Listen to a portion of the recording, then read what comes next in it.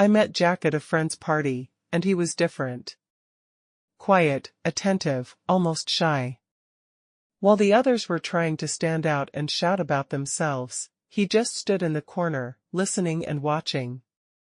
When he spoke to me, it seemed to me that he knew exactly what to say to hurt something inside. We laughed at the same silly jokes, and by the end of the evening, he offered me a ride. It was our first little secret.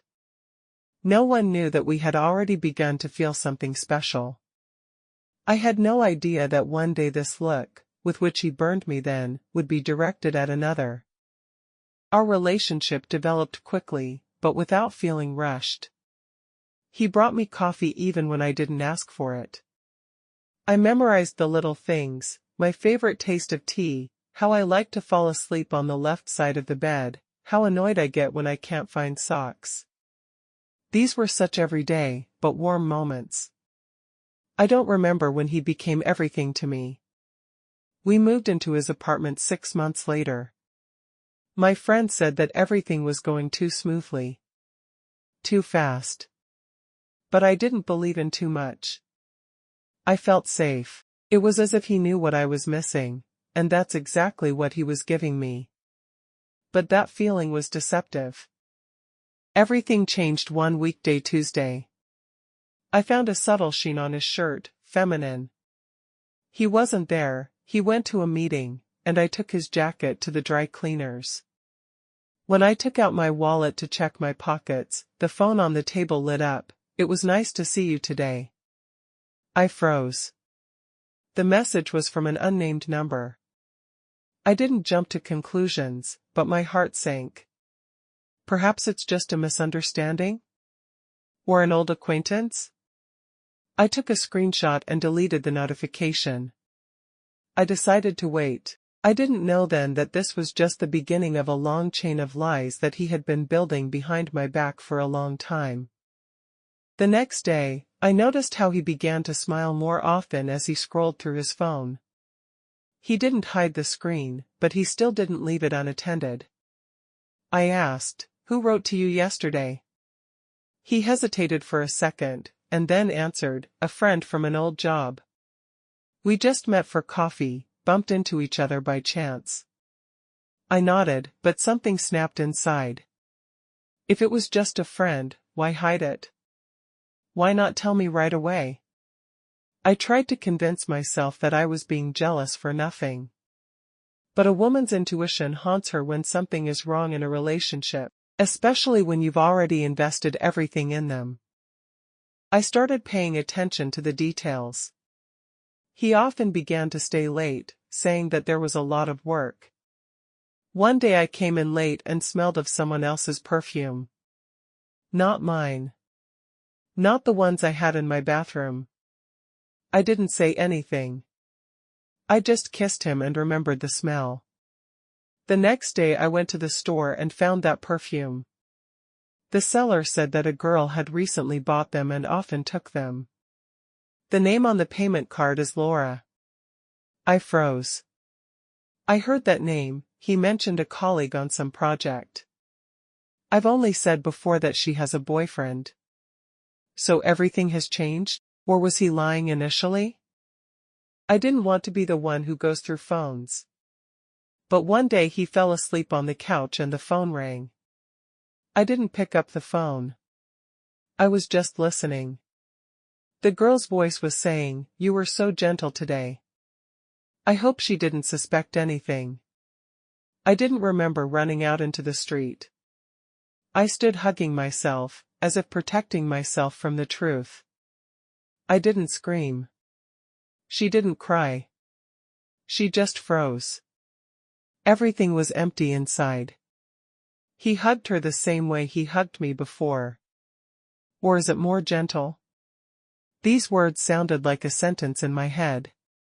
But even then, I didn't leave. I decided to find out everything to the end. I started playing the game. She became calm, even affectionate. He relaxed. I said I was planning to go to my mom's for the weekend. He was overjoyed too quickly. Too sincere. I made an appointment with my friend in advance. We arranged a surveillance. On the day of my departure I did not leave. I hid in her car near our house.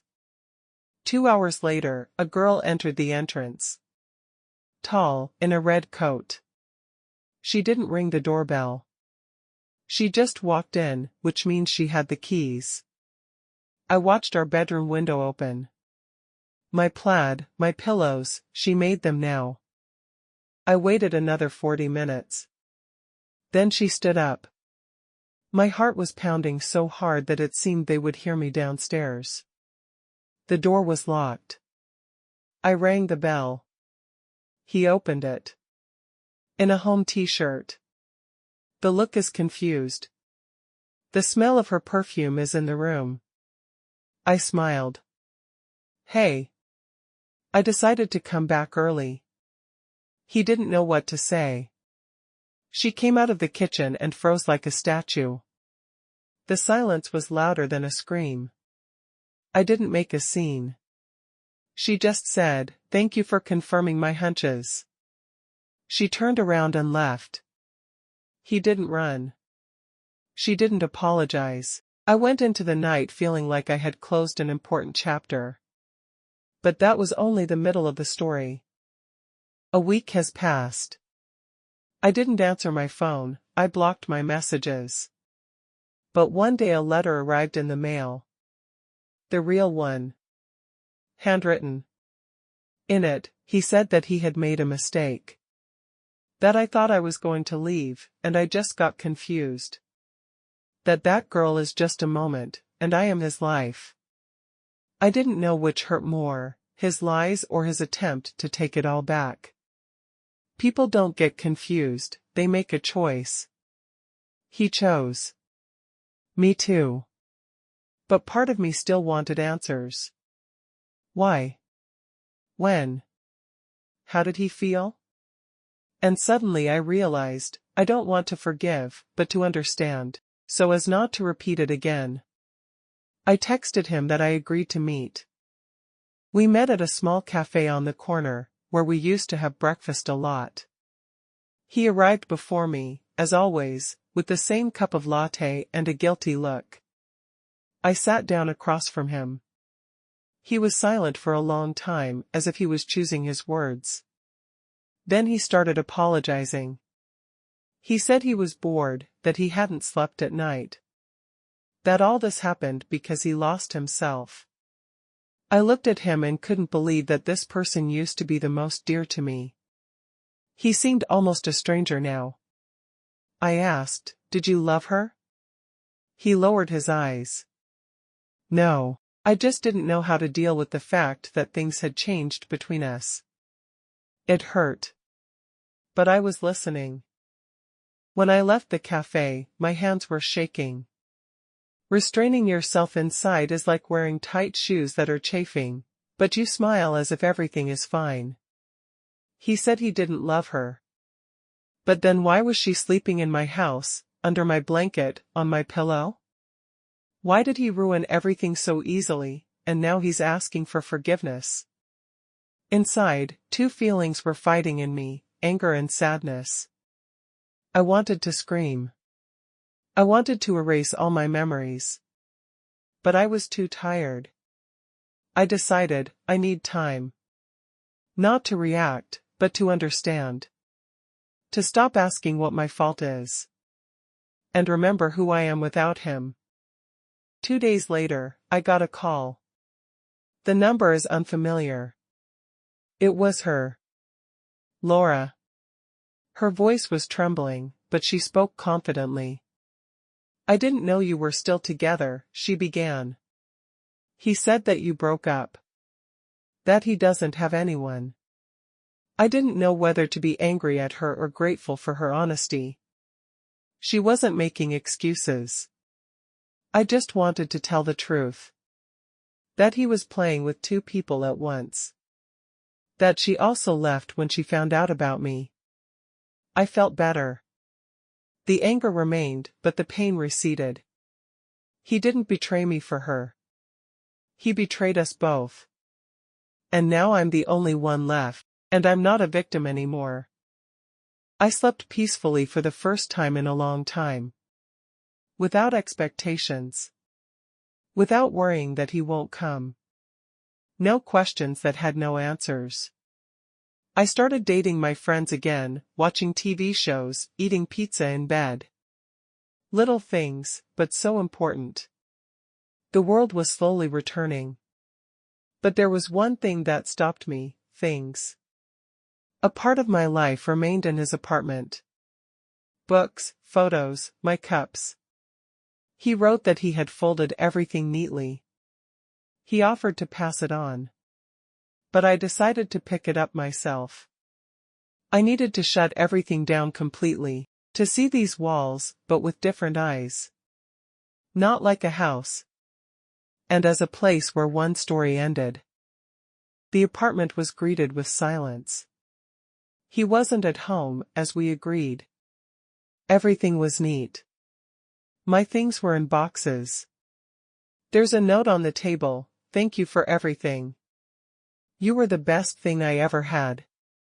But I didn't feel anything. No pain, no anger. Just the emptiness.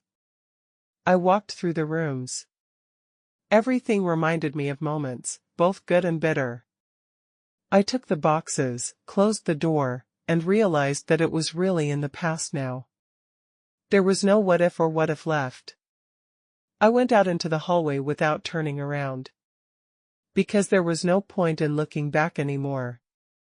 Another week has passed. I signed up for yoga, changed my hairstyle, and started keeping a diary. It all seemed trivial, but it helped. I wrote letters to myself.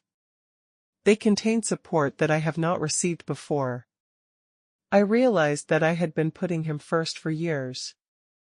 His desires, his comfort, his plans. And put yourself at the bottom of the list. Now I'm learning to put myself first. It's difficult. I'm used to being comfortable. But every day I feel less and less like returning to the person I was with him. Now I want to be myself. Not a part of someone, but an independent story. A friend persuaded me to go to dinner with her friend. His name was Evan. He was attentive, but unobtrusive. He didn't say much, but he was on business. We weren't talking about the past, or the pain, or the exes. Only about books, food, and travel. I caught myself thinking, I'm interested. And it's easy. There is no need to pretend, guess the mood, be afraid of words.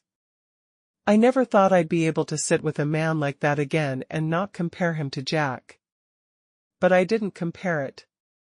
This evening was like a breath of fresh air. I didn't know what would happen next, but I realized that I was ready to live anew. Without fear. A couple of days later, I received the message again. But not from Evan, from Jack. It's short.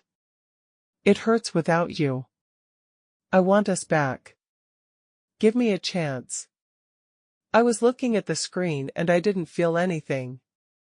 No pain, no joy. Just a strange calmness. Previously, such words would have caused a storm inside.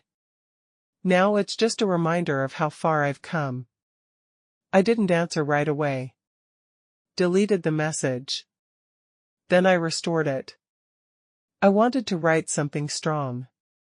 But in the end, I just wrote, "You've already got your chance. Cherish this memory. It's all we have left." And she put an end to it. After this message, it became surprisingly easy inside. I didn't regret it. She didn't come back. I didn't doubt it. Being strong is not always about shouting. Sometimes it's just not opening the door to the past. I didn't dream about fighting anymore. I no longer remembered how he held my hand. Instead, I thought about myself. About the new life I started. I read again before going to bed, painted, and dreamed for real. And suddenly I realized, I am grateful for this pain. Without her, I wouldn't have realized how little I knew myself. I stopped listening to my heart a long time ago. Now I can hear it again. Sometimes I think, what if he hadn't lied then? If I had told the truth right away? If Laura hadn't been there? Or if I had forgiven? But then I remember my tears, the night in the car, someone else's perfume in my bedroom. And I understand, he made a choice. Me, too. And it was the right choice. We were both part of that story. But now it's just a book on a shelf. I don't expect to continue with him. But I feel that there will be a new chapter ahead. Maybe with Ivan. Or maybe with someone else. Or just with yourself. The main thing is not to lose yourself for the sake of someone else's love anymore.